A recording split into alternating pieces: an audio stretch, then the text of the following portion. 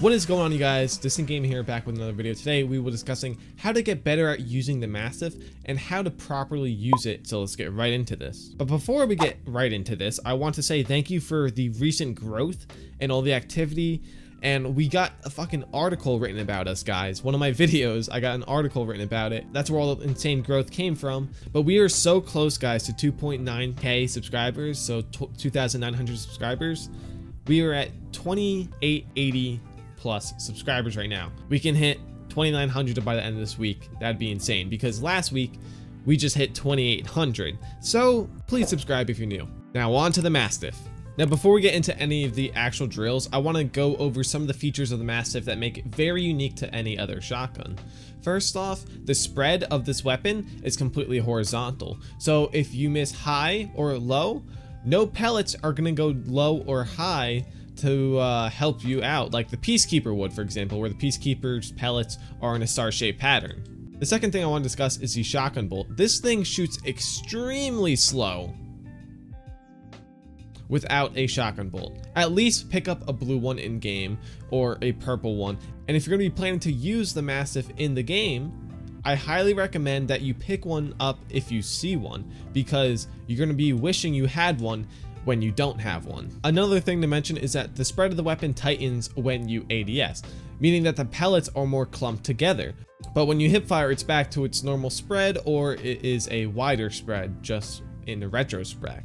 As you can see here, I knocked down 2 targets while I am hip firing, but when I ADS, I completely miss them. So that's something to keep in mind, especially in ranged engagements. So the best thing to do is ADS with the shotgun so more pellets hit. When you're up close, pretty much like point blank within 2-3 meters, of course hip firing is completely okay, even 5 meters, alright? But once you get any further than that, you want to ADS. And for some, this is actually better because it's easier to control. But for others, this may become more difficult because they're used to hip firing with a shotgun, and that's alright.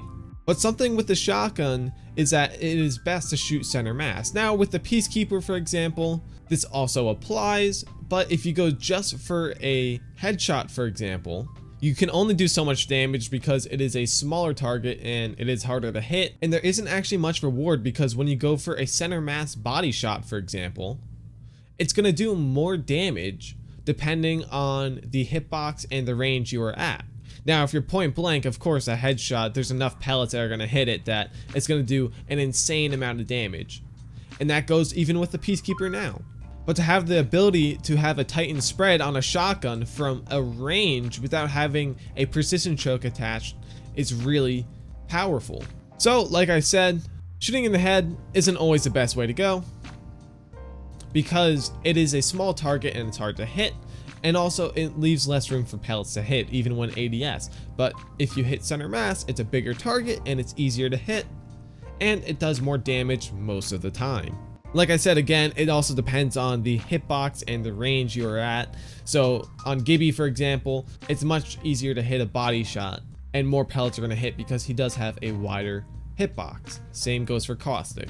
And in comparison with Wraith, for example, who has a hitbox just like this mannequin, they're much skinnier, but you can still manage and make do. Another thing to mention is that when you ADS and then you move side to side, you can actually see the front sights move with the gun. And this means that you aren't going to hit in the center of your screen every time. So my best advice for this is that you should be drawing like an imaginary cross using the front sights, and use that center of the cross as your marker for where you should be looking, shooting, and aiming. Now, of course, in these types of engagements up close, you don't want to be looking at your crosshairs. You should have an idea for where the center of your screen is. But if you are lining up the shot, say from a distance, it's okay to look at your crosshairs. And this thing can really pack a punch at a distance, let me tell you.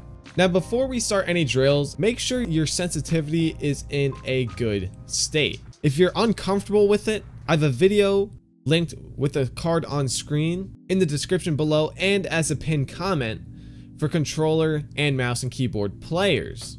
This is to help set up your own sensitivity to make sure it is right for you without copying someone else's. Now, to check if your sensitivity is actually right for you, I like to look at a fixed point, for example, right here. And if I can move left and right and follow this thing pretty okay, that means my sense is alright. Same goes when you hip fire. Now, if you're having an issue, if you can't keep it on that target long enough or easy enough, your sense is too high or too low. If you can't catch up with it, then it's definitely too low. And if you are overturning like this, for example, then it is way too high and you need to lower it. I have a card to the video on screen to check whether your sensitivity is high or low. That's a quick way of doing it. I go into more depth in the video if you want to watch it. Now let's go to the second drill. What you want to do is come to this area of the firing range. You want to get your shotgun, your Mastiff, and you want to stand a reasonable distance away from these targets. What you want to do is line up half of this center target with the left side or the right side of your screen, depending on which way you're going to flick from. Because what this is practicing, what this is helping you build is muscle memory for flicking. Now this does get difficult to do the farther away you are from it, and you can do it ADS as well. That's a-okay. But you might want to start slow because this isn't easy to do. I haven't done this drill in a while myself, but after a few bad trials, I'm able to readjust myself and figure out what's going on, and I'm able to hit this target 99% of the time now. So you can do just like that, and you can do it from the right side as well. Does not matter. If you have aim assist and you're using controller, this mannequin will get in your way. So what you can do is go into settings, controller, advanced look controls, and target compensation. Just turn that off and you won't be affected by that. The last drill I have, you have to come over to this side or you go on that side over there. It doesn't matter because you're gonna be running back and forth anyways.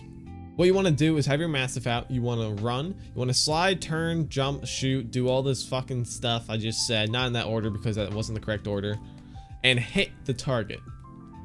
What this is doing is imitating, for example, if you're going around a corner and you see someone last second, or if you know where someone is but they're not really focused on you, you can just run by, shoot them in the face.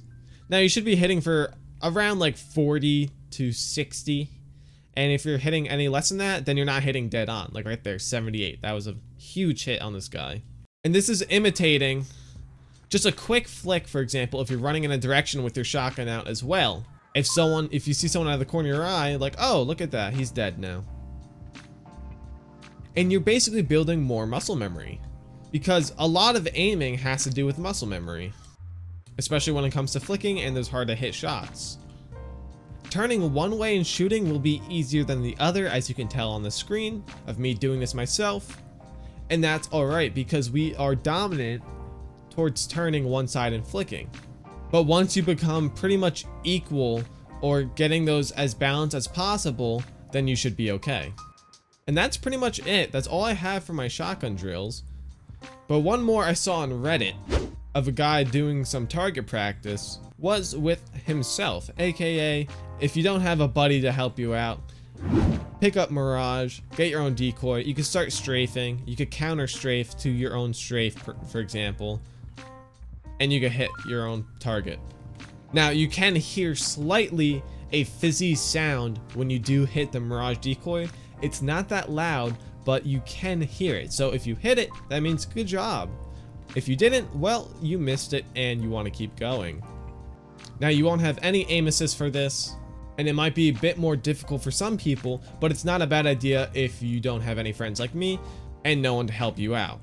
My favorite way of practicing getting better with the shotgun is actually 1v1ing with a friend. It could be over here, it could be over there. I wouldn't 1v1 back there because that is too wide and too open. It's not really any use for a shotgun, but you want to stay near structures with a shotgun because you want to be turning a corner and shooting someone on the other side of the corner rather than running out in an open field and using the shotgun. And that's another thing, when you go to peek around a corner to shoot someone, as this thing is cocking back, don't keep going in this direction because they're just gonna light you up.